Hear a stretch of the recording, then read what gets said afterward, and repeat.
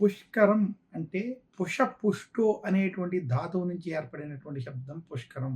పుష్కరము అంటే పోషించేటువంటిది అని ఒక అర్థం.